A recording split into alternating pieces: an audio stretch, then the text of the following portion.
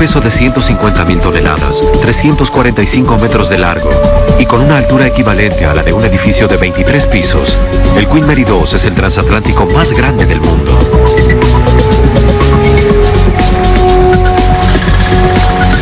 A diferencia de los cruceros que se construyen solo para hacer viajes de placer, el Queen Mary 2 se construyó para tolerar las olas de 30 metros del Atlántico Norte, con las que se enfrentará en sus viajes desde los Estados Unidos hasta Gran Bretaña.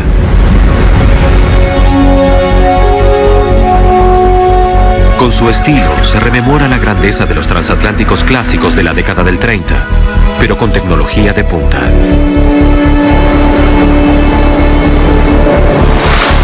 En el Queen Mary 2 están depositadas las esperanzas de sus dueños, vinculados a la línea de transatlánticos Cunard y a la compañía Carnival Corporation, así como también al astillero francés en donde se construyó el barco Chantier de l'Atlantique. Para sus dueños, el barco representa la oportunidad de recrear la era dorada de los viajes en transatlánticos, además de atraer a una clientela en expansión. Para el astillero significa un contrato prestigioso con el cual esperan poder mostrar sus habilidades y excelencia como constructores navales. Le Queen, como lo llaman los franceses, demandó para su construcción cientos de miles de toneladas de material y millones de horas hombre. Se necesitaron 80.000 dibujos para llevar el diseño desde el tablero a la concreción en el mundo real. Con un ritmo implacable, obreros de todo el mundo trabajaron con las materias primas y las maquinarias correspondientes. Desde las láminas de acero hasta la construcción del casco, desde la instalación del equipamiento monumental hasta el trabajo manual.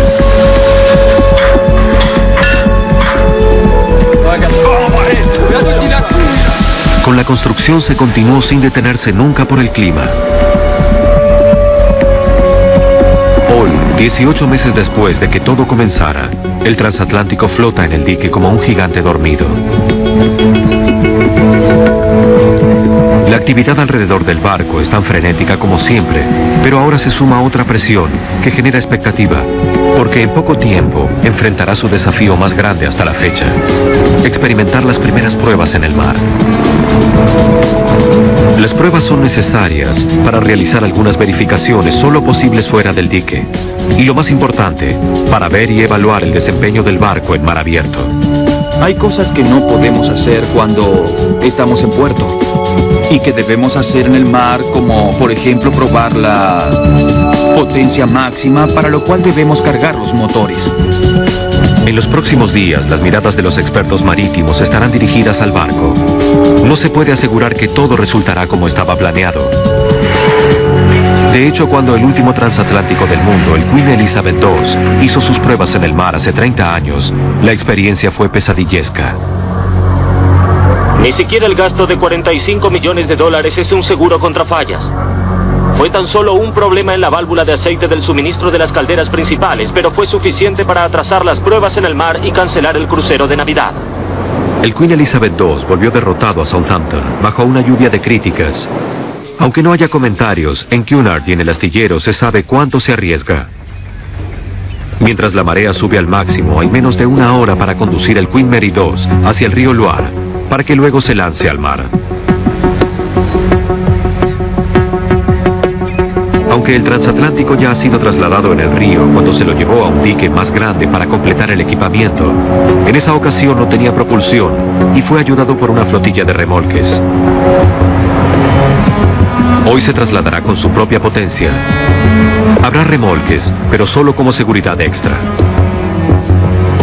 En estas pruebas se verificará el funcionamiento del sistema de propulsión, el de los 6 motores, el de los 4 propulsores y el de los 3 empujes de proa. 2 de los 4 propulsores están conectados a computadoras, de modo tal que su mecanismo y potencia pueden ser monitoreados minuciosamente. En el puente de mando se reúnen las piezas principales. Todos los jefes de departamento, el gerente de contrataciones Jean-Rémy Villejoie, el arquitecto Stephen Payne y el hombre que en unos pocos meses estará al mando del transatlántico, el capitán Ronald Warwick. La atmósfera es de una calma muy relativa, aquí y en el dique, y se espera el momento óptimo para comenzar con el ejercicio. pero se detecta una falla. Los propulsores reciben una verificación técnica de último momento. Por error, el propulsor número 4 giró 360 grados completos, cortando los cables de instrumentación que lo conectaban al sistema de monitoreo. Los minutos transcurren, y con cada segundo, la salida de la nave, desde el dique con la marea alta, se dificulta más. La dificultad era volver a conectar el control al puente, al capitán, justamente con el objeto de que pudiera maniobrar, de hecho. Después de unos 15 minutos, la tensión disminuye cuando se recibe una llamada en el puente. Los ingenieros pudieron volver a conectar los cables. Están listos para zarpar. Dado que tenemos tan poco tiempo para salir del dique, si tardábamos demasiado para recuperar el control, podríamos haber perdido la oportunidad. Sí. A las 17:30, los propulsores a una sorprendente velocidad impulsan al transatlántico más grande del mundo fuera del dique.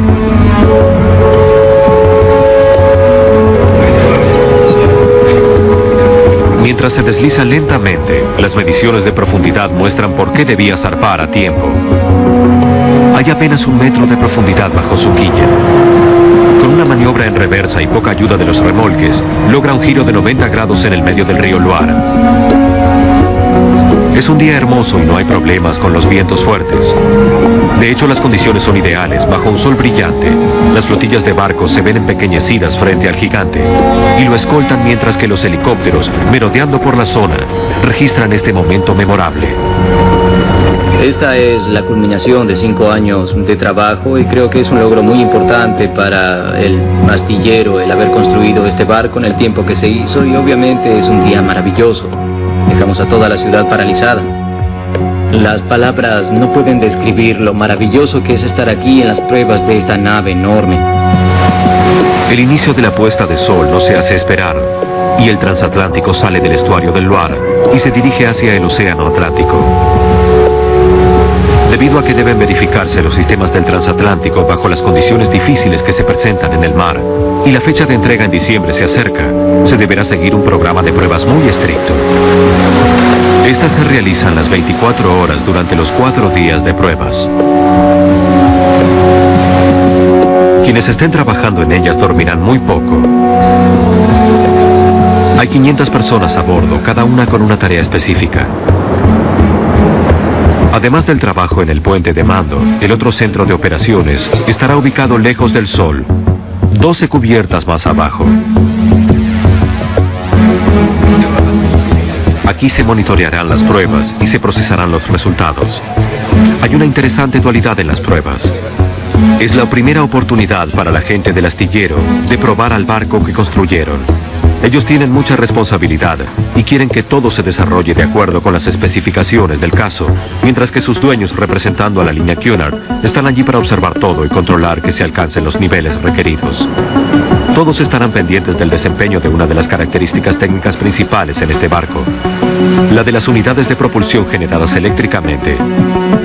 Estas constituyen un cambio radical respecto de los propulsores de los transatlánticos clásicos. Su tarea es propulsar y hacer navegar al transatlántico. Con hélices de un diámetro de 6 metros y un peso de 360 toneladas, estas unidades son las más grandes jamás usadas y ejercen en total una propulsión capaz de hacer volar 3 jumbos a 850 kilómetros por hora. Nunca se usaron 4 propulsores en un transatlántico. Históricamente, los propulsores han sido problemáticos. De los 50 barcos que contaron con ellos, más del 75% tuvo dificultades. Para los propulsores del Queen Mary 2, es el momento de la verdad. ¿Funcionarán? Aquí está la configuración de los 4 propulsores con los amunizantes, los 2 de la popa que sirven para hacer navegar al barco, y tenemos 2 propulsores fijos que usamos para tener mayor poder, más potencia de propulsión para ir más rápido. Los 4 propulsores son idénticos e intercambiables. Tendrán un papel fundamental en muchas de las pruebas. En la primera noche en el mar, los motores y generadores que los impulsan trabajarán constantemente y se adecuarán al máximo de su funcionamiento. La maquinaria está basada en 4 motores diésel de un enorme tamaño, motores diésel de velocidad media, cada uno con alrededor de 16 megavatios de potencia. Los motores diésel están instalados como sucede tradicionalmente en la parte de abajo y las turbinas de gas de 25 megavatios están instaladas arriba, en la parte superior detrás de la chimenea, detrás del conducto de escape. Originalmente diseñadas como motores de aeroplano y utilizadas para propulsar a los DC-10, estas excelentes turbinas de gas pueden generar rápidamente la electricidad necesaria para propulsar al gran transatlántico a velocidad máxima. En el amanecer del segundo día, las condiciones climáticas son inmejorables. Hay buena visibilidad, viento suave y el mar está muy calmo. A toda velocidad, el casco hidrodinámico deja su estela en el agua generando una pequeña ola debido al diseño de la proa saliente, que está apenas por debajo de la superficie. La velocidad máxima es de alrededor de 30 nudos y es adecuada para la capacidad del transatlántico. Lentamente el barco se detiene para realizar las próximas pruebas de la maquinaria del ancla y los empujes de proa, las unidades de propulsión que están al frente del barco y que le permiten maniobrar hacia los costados. Las puertas de los 3 empujes de proa se abren a cada lado. Cada una de las puertas tiene un diámetro de 3 metros y pesa 3,5 toneladas. Comienzan las pruebas de posicionamiento. Los motores poderosos de los empujes se encienden y comienzan a impulsar al gigante de costado. De pronto la prueba se detiene. Durante las verificaciones, una de las puertas circulares se cerró en el momento indebido. De pronto escuchamos un gran golpe y enviamos a los buzos para que vieran qué sucedía y encontraron que faltaba una de las puertas. Parece que una falla en el mecanismo de cierre hidráulico causó que la puerta número 3 se cerrara mientras el propulsor aún estaba en funcionamiento. El flujo del empuje era tan fuerte que quitó los pernos, literalmente. Fue un sobresalto para todos. La puerta rota se hundió en el océano. Además de haberse detectado algunas filtraciones de agua alrededor de la bisagra de la puerta, el incidente no afectará la navegabilidad del transatlántico. Los túneles de los empujes están diseñados para colmarse de agua. Las puertas solo actúan como cobertores para mejorar la hidrodinámica del casco. Pero el astillero no puede arriesgarse a perder otra puerta, de modo que las pruebas en los empujes quedan suspendidas. Cuánto afecta la apertura del túnel del empuje al desempeño total de la nave es algo que no se sabrá con certeza hasta las pruebas de velocidad previstas para la tarde siguiente. Mientras el transatlántico está detenido, se verifican las anclas y la maquinaria del torno. Hay 3 anclas a bordo, una a cada lado de la proa, y una más guardada debajo del puente de mando en la cubierta. Cada ancla pesa 23 toneladas, y las cadenas de 335 metros pesan 5 veces más, 119 toneladas. Cuando las anclas se bajan, quedan incrustadas en el lecho del océano. Esto, combinado con el largo de las cadenas alcanzando el fondo del mar, es suficiente para mantener al transatlántico de 150.000 toneladas en su lugar. En esta prueba se medirá la tasa de descenso de la cadena. Pierre Cordier, del astillero, y gente de la Cunard Line se reúnen cerca del torno para medir el tiempo del descenso. Bien, los cronómetros. Aquí. Listos. El ruido que provocan las enormes cadenas mientras se deslizan es ensordecedor.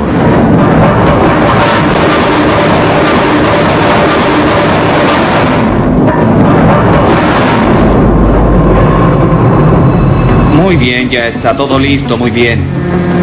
Ahora el segundo. Después de bajar y elevar el ancla en varias oportunidades, la prueba es aprobada.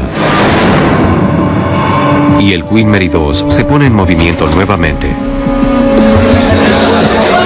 Circula información constantemente, y durante las comidas la cafetería se convierte en un lugar de encuentro, donde los ingenieros y verificadores de los distintos departamentos discuten los problemas del día. Luego del desasosiego que dejó el incidente de la puerta del empuje, el resto del día se dedica al ajuste del sistema de propulsión. Además de las pruebas estipuladas sobre los principales sistemas operativos del barco, los gerentes del astillero tienen una gran cantidad de pruebas pequeñas para realizar en todo el Queen Mary 2. Jean Roche, quien supervisa, entre otras cosas, el sistema de administración de agua en todo el barco, también dedica tiempo para verificar los sistemas de limpieza de ventanas de alta presión, que fueron diseñados para quitar la sal de las ventanas fijas de difícil acceso. Debajo de las ventanas, en la cubierta de paseo cerrada, John supervisa el sistema de extinguidores. Un incendio es lo peor que puede pasar en un barco, es tan temido y estos sistemas son muy eficientes.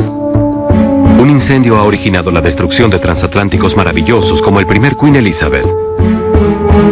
Para las pruebas en el mar, se equipó al barco con 300 mangueras extras. Pero estos extinguidores luchan contra el fuego y el humo de una manera mucho más sofisticada. Anteriormente, en caso de incendio, se arrojaba agua salada en todas partes, de modo que abríamos una válvula y se arrojaba agua en esa zona. Al atardecer, las pruebas continúan. El equipo de control de ruidos y vibraciones aprovecha cada minuto en el mar. Cuando se tiene la potencia que tenemos nosotros, la necesaria para iluminar a toda una ciudad, es muy difícil mantener niveles bajos de ruido y vibraciones. Los datos que recoja el equipo cuando la estructura de acero del barco esté bajo presión acelerando en el agua son invaluables. En estos 3 días es muy importante que revisemos todo el barco porque es la única posibilidad de poner a prueba los niveles a alta velocidad. Trabajamos de noche porque hay menos personas caminando por las zonas en donde debemos verificar. Hay mucho más silencio y podemos hacer las mediciones de ruido cuando el barco está en el mar. Se trata de una gran responsabilidad. Esta mañana hicimos una prueba del estabilizador. La hicimos temprano, lo más temprano posible, antes del desayuno. Fue para evitar que las personas que estaban desayunando se descompusieran o tuvieran problemas en el desayuno, y resultó bien. Para las pruebas, las condiciones a las 4 de la mañana eran ideales. El mar estaba calmo, solo había una suave brisa. Los 4 estabilizadores enormes fueron usados para hacer balancear al barco artificialmente a unos 8 grados aproximadamente. Luego se controló el tiempo para verificar la rapidez con que se podía reducir el balanceo hasta un nivel aceptable. Segundos después de que la computadora calibrara los estabilizadores correctamente, el balanceo se redujo en un 90%. Cuando se usaron los primeros estabilizadores en el viejo Queen Mary en 1953, no solo se mejoró mucho la comodidad en el recorrido por el Atlántico Norte, sino que también se consiguió con ellos que la compañía ahorrara miles de dólares en pagar porcelana rota. En una emergencia, la capacidad del barco para detenerse o salir del peligro es primordial. Con sus 2 propulsores amonizantes, el Queen Mary 2 está diseñado para tener la maniobrabilidad de un barco de la mitad de su tamaño. Desde el puente se dan órdenes de seguir curso a toda velocidad y realizar una serie de movimientos en zigzag para verificar la capacidad de los propulsores bajo condiciones extremas. En las próximas horas, este curso zigzagueante, seguido de varios giros completos a toda potencia, confirmará la precisión con la cual este gigante puede responder a las órdenes del comandante desde el puente de mando.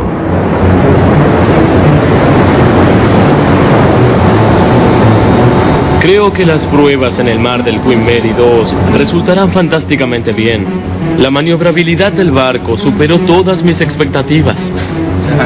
Para el capitán Warwick, que está a bordo como observador, estas pruebas son su primera oportunidad de ver al nuevo transatlántico en acción. Ronald Warwick trabaja en la Cunard Line desde 1970 y fue capitán del Queen Elizabeth durante más de una década. Como capitán del Queen Mary 2, trabajará con una rotación de 3 meses de tareas y 3 de licencia. Aún con sus años de experiencia en alta mar, el Queen Mary 2 presenta un desafío para él, no solo por su tamaño, sino también por la palanca de mando y el sofisticado sistema de control. El capitán Warwick y su equipo estuvieron en los Estados Unidos durante los últimos meses, entrenándose en un simulador de alta tecnología en el Star Center, en Miami. Allí condujeron el barco a través de maniobras virtuales, se familiarizaron con los procedimientos para salir y entrar del puerto, y tuvieron una idea acabada de cómo reaccionará el barco frente a las condiciones cambiantes del mar. En el simulador el barco no seguía al timón muy bien, de modo que no pensamos que esa era una representación real, pero siempre estaba latente la idea de que, en efecto, podía serlo. Pero ahora, la capacidad del barco para maniobrar nos demostró que el simulador no funcionaba del todo bien. El tiempo sigue siendo extremadamente bueno y el barco reduce su velocidad a 5 nudos para el lanzamiento previsto de los botes de rescate desde el nivel de la cubierta de paseo. A más de 30 metros sobre el nivel del agua, este se convierte en un procedimiento peligroso que, si no se lleva a cabo muy cuidadosamente, podría provocar un desastre entre la tripulación. El primer riesgo es que el bote salvavidas quede atascado en algún lugar y que luego voltee o se incline. Y entonces, ciertamente, la tripulación caería al mar. Eso podría llegar a ser realmente fatal. Si los motores fallan cuando el bote cae al agua, todo podría ser arrastrado debajo de la quilla hacia los propulsores, incluso la tripulación. La razón fundamental de esta prueba es verificar el aparejo y su equipo. No queremos verificar la competencia de los operadores en esta instancia. De mi parte es la segunda prueba que pasamos y estamos satisfechos. Esperamos poder continuar del mismo modo. En el puente se está preparando todo para las pruebas de velocidad de esta tarde. Pero hay una duda. ¿La pérdida de la puerta del empuje de proa pudo haber afectado la hidrodinámica del casco? Como las condiciones son favorables, deciden seguir adelante. Las mediciones de tiempo de las pruebas de velocidad están a cargo de observadores independientes. Se realizan 4 pruebas sobre 1.8 kilómetros, 2 en cada dirección para desechar cualquier ventaja que la marea o el viento puedan brindar. Los constructores están muy ansiosos, ya que deberán pagar multas financieras graves si el transatlántico no alcanza la velocidad máxima de 29.35 nudos, como fue especificado. Sin aparente esfuerzo, el Queen Mary 2 realiza las 4 pruebas a toda potencia. Lo único que se oye en el puente son las instrucciones impartidas por los observadores al medir los tiempos en esa distancia delimitada. ¡Atención con la detención! ¡Atención! ¡Alto! ¡Alto! Otra prueba exitosa para el Queen Mary 2, que alcanzó una velocidad máxima promedio cercana a los requerimientos contractuales. Cuando el barco zarpó de Saint-Nazaire el viernes y de hecho ingresó en el río, de inmediato logré advertir que todo resultaría, por cierto, muy cómodo en el mar, ya que allí es donde pertenece. Una vez concluida la primera prueba en el mar, el Queen Mary 2 regresa a Saint-Nazaire. Aunque todos están agotados, hay cierta atmósfera de júbilo a bordo. Según el consenso general, el barco superó las expectativas. Hay muy pocas cosas que yo cambiaría si hiciera otro. Estoy muy feliz. Estoy emocionado. El transatlántico vuelve al dique seco. Transcurrirán otras 5 semanas antes de que vuelva a zarpar para las siguientes pruebas. 5 semanas para investigar y corregir la falla de la puerta de empuje de la proa, examinar las condiciones de los propulsores y estabilizadores, después de realizar estas pruebas rigurosas y continuar con el equipamiento y la pintura exterior e interior. Inmediatamente en el transatlántico realizan actividades 3.500 trabajadores. Una de las prioridades es trabajar con la puerta del empuje de proa. Fue un incidente que no estaba previsto. Se produjo debido a fuerzas mecánicas y fuerzas hidrodinámicas que tal vez no esperábamos enfrentar o resolver. En la mayoría de las pruebas técnicas, los resultados de estas primeras verificaciones fueron mejores de lo esperado. Los propulsores funcionaron bien bajo la carga máxima, pero las verificaciones revelaron un problema. El sistema de ventilación de los propulsores no estaba funcionando correctamente durante las primeras pruebas en el mar e hicimos modificaciones. Los motores eléctricos de los propulsores se refrigeran con aire. Este aire a su vez se acondiciona con un sistema de agua secundario. La modificación que se realizó fue la de revertir el flujo de agua del sistema secundario en 3 de los propulsores. En el dique seco, los motores principales siguen en funcionamiento para realizar más pruebas y para brindar electricidad a bordo. Para refrigerar los motores, se hacen circular grandes volúmenes de agua a través del transatlántico y luego se extraen y vuelven al río.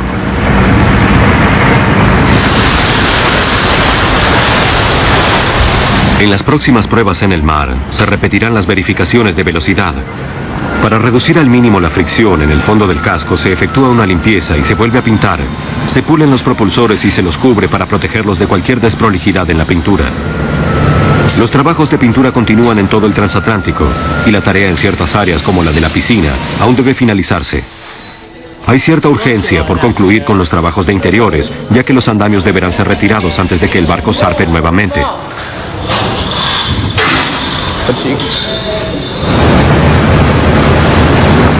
Poco después, queda tan solo un día para la segunda fase de las pruebas en el mar.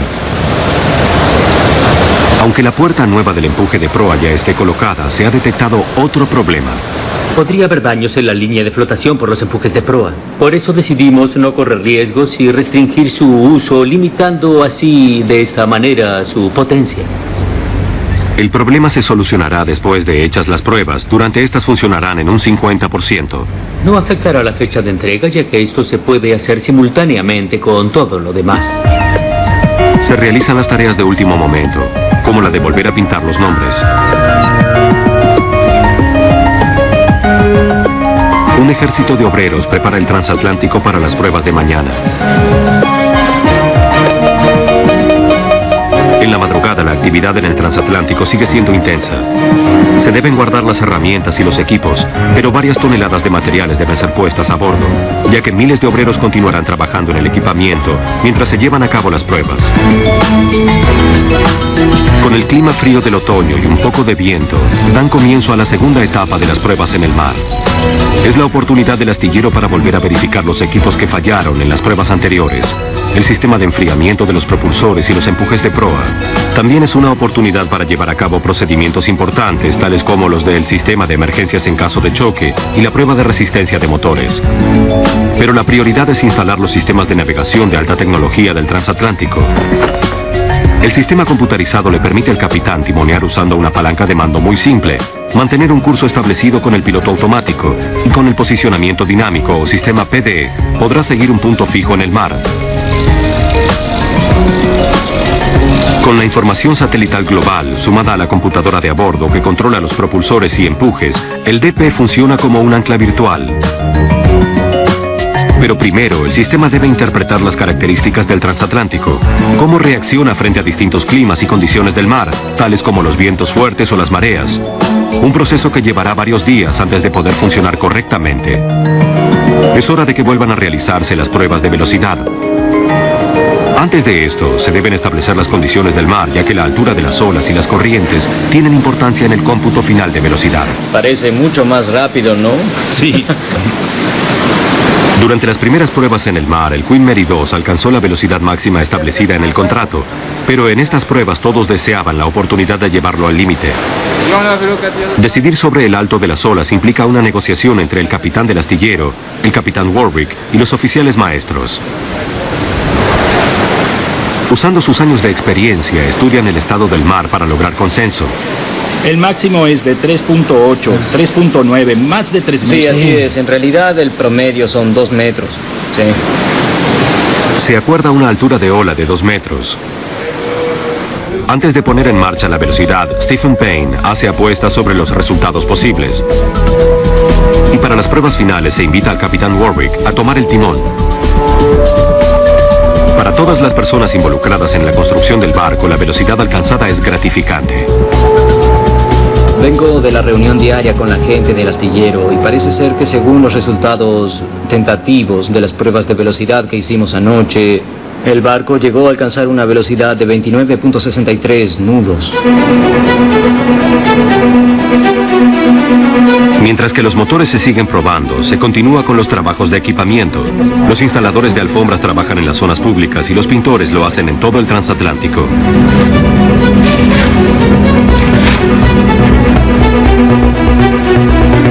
Como solo hay 700 personas a bordo, es un buen momento para avanzar con tranquilidad.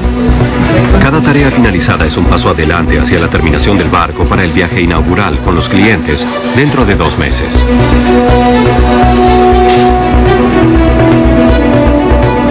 Al atardecer del penúltimo día, el barco debe pasar por una de las pruebas más difíciles, la detención de emergencia en caso de colisión. Prepararemos la prueba estabilizando la velocidad durante 1 o 2 minutos y por eso haremos este giro ahora, porque tenemos viento noreste en este momento. Después de 2 minutos haremos una maniobra de detención. Habrá algunos registros sobre el tiempo y esas personas registrarán la distancia, lo que será de gran ayuda. Se presionó el botón equivocado y uno de los motores se encendió al máximo. ¿Por qué se detuvo? Porque presionamos este botón. Nicola sugiere que para evitar retrasos mientras el motor se detiene, se proceda con la detención en caso de colisión a media velocidad. La velocidad es de 13.2 nudos. Aguarden 2 minutos. Estén atentos, por favor. Atención todos. ¡Alto! El transatlántico se detiene dentro de la distancia especificada.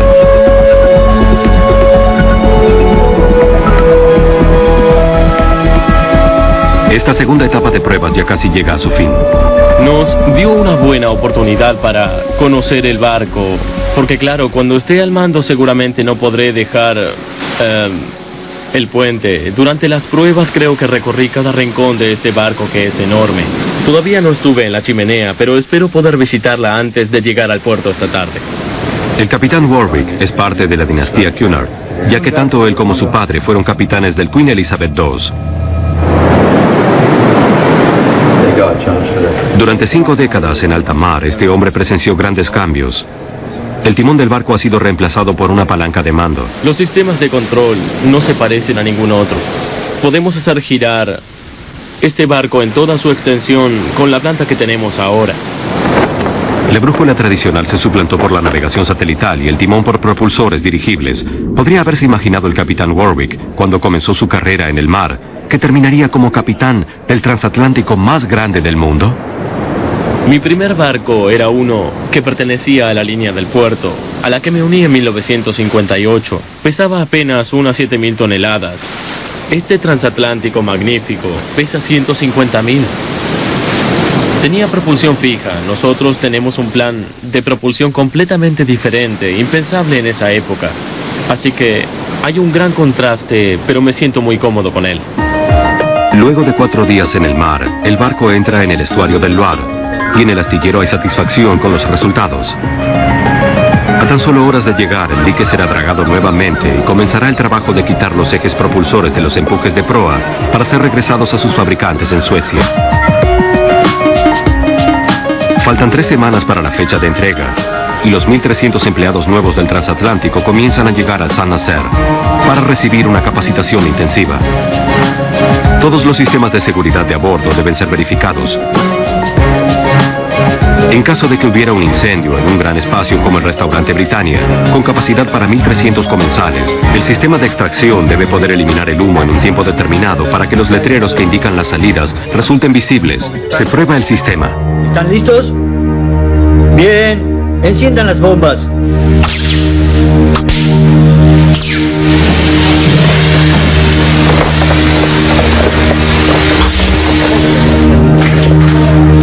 ¿Están satisfechos? ¿Quieren más humo? Bien, comiencen con la extracción del humo.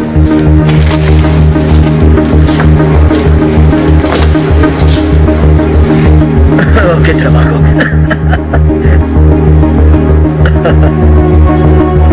Desde donde estamos veo una indicación de salida. Allí hay una. Allí hay una. Allí hay otra.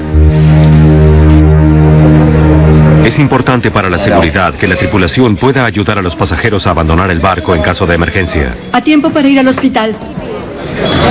El ejercicio se repite incesantemente y todos los miembros de la tripulación tienen una función específica y seguirán practicando hasta que todo resulte perfectamente. Tuvimos que usar a toda la tripulación para los ejercicios. Hay 7 miembros de la tripulación a cargo de cada bote. Y luego, por supuesto, tenemos a 1.300 tripulantes a bordo que tienen ciertamente todo tipo de tareas para hacer.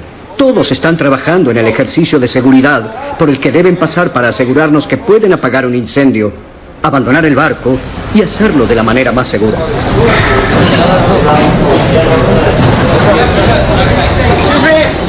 Los botes salvavidas deben estar colmados de pasajeros y deben ser bajados 30 metros desde la cubierta 7 hasta el mar. Cuando lanzamos los botes y a toda la tripulación, y toda la tripulación abandona el barco, siempre quedan algunos para asegurarse de que todo esté bien. Pero ellos también deben dejar el barco. Tenemos escaleras a ambos lados, pero también tenemos cierto número de unidades de descenso. Y básicamente, el último hombre del barco que debe irse y llegar a un bote, se sujeta con correas y se arroja sobre el bote hasta el agua. Solo 3 días antes de la entrega, los procedimientos de emergencia deben ser aprobados por el MCA, la Agencia de Guardia Costera de la Marina Británica. Particularmente en un transatlántico así, en donde se es responsable de un gran número de personas, deben demostrarnos que pueden ejercer control en una situación de emergencia. Si no alcanzan los parámetros, no podremos darles el certificado para transportar pasajeros hasta que estemos realmente satisfechos. En el peor de los casos, sí, el barco permanecerá aquí hasta que estemos satisfechos.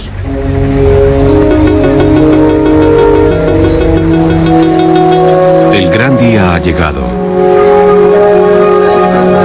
Luego de casi 2 años de trabajos, se alcanzó la fecha límite y el Queen Mary 2 aguarda con tranquilidad en el dique, listo para ser entregado formalmente a sus nuevos dueños. El MCA les otorgó el certificado para transportar pasajeros y los 1.300 tripulantes están listos para zarpar.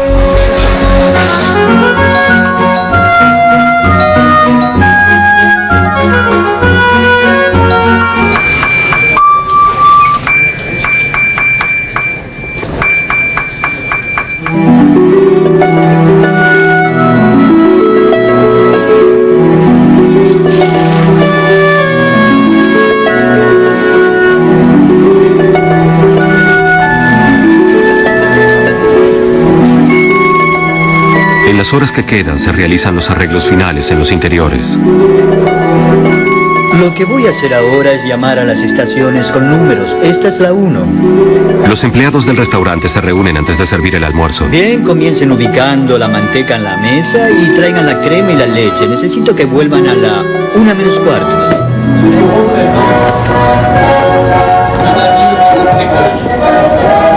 El Queen Mary 2 zarpará con la marea de la tarde. Pero antes de eso, a las 12:30, en la cubierta más alta, se invita a la tripulación a ver la bajada de la bandera francesa y el izamiento de los nuevos colores, la insignia roja británica.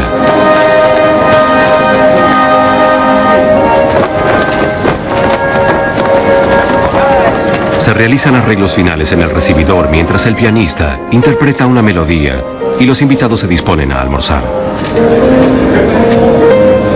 A medida que la marea sube, se abren las puertas del dique para que los remolques se acomoden a los costados del barco. Les pedimos a los invitados, a los contratistas y a todas las personas que no navegarán en el Queen Mary 2 que dejen el barco ahora. Gracias.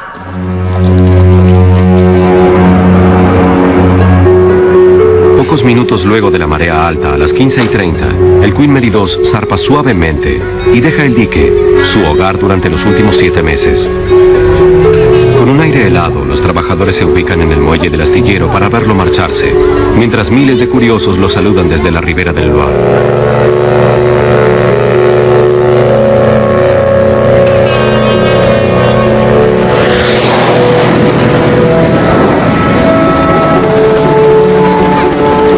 Mientras el barco orienta su proa hacia el mar, la Fuerza Armada Francesa saluda su marcha.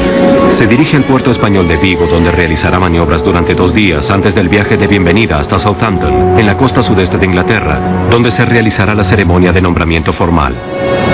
Desde luego diría que ahora se alejó un tanto de nuestros corazones. Estuvimos trabajando con los dibujos 3 años en la construcción, en las pruebas, las comisiones, y ya se fue. Sí, siento un vacío, por supuesto. A diferencia de su partida de Saint-Nazaire, la llegada del Queen Mary 2 a Southampton, un día después de Navidad, está marcada por un fuerte viento y una copiosa lluvia. A pesar del clima, una flotilla de barcos pequeños y miles de personas se reúnen para saludar al barco, mientras entra al Solent y se acerca majestuosamente por las aguas de Southampton. El silbato que anuncia su presencia se encontraba originalmente en el primer Queen Mary. Ahora está acondicionado y una vez más suena en las aguas de Southampton. un sonido que se transmite a lo largo de 16 kilómetros.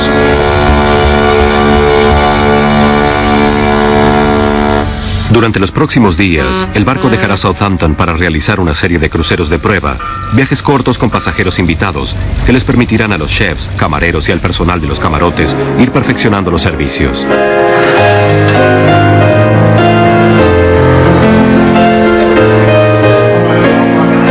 En el comienzo de cada viaje, siguiendo la tradición de los transatlánticos de Cunard del pasado, el capitán Warwick da la bienvenida a los invitados con un cóctel en el Salón Queen's. Además de su responsabilidad como comandante del transatlántico, tiene muchas obligaciones sociales que atender.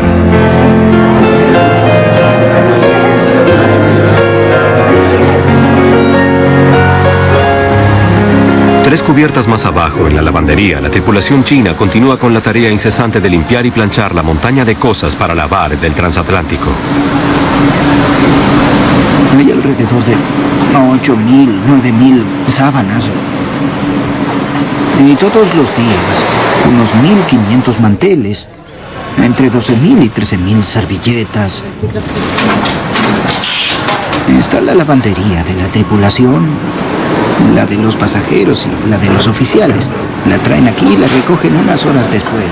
Todos los días y cada día. En las cocinas del restaurante Britannia, los chefs y camareros se preparan para la primera atención de la noche. Se sirven grandes cantidades de comida en el transatlántico. Aquí, por ejemplo, se consume la mayor cantidad de caviar de todo el mundo.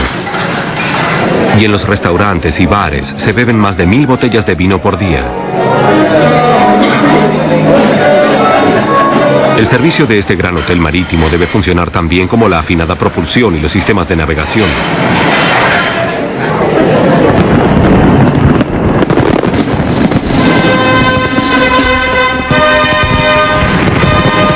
Solo falta el nombramiento oficial del transatlántico, y para ello toda la tripulación de la Marina Británica se hace presente.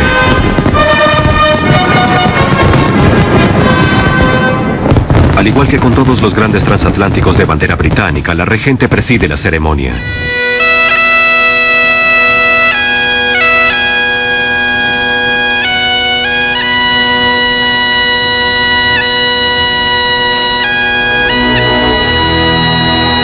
Yo nombro a este barco Queen Mary II. Que Dios lo bendiga a él y a quienes viajen en él.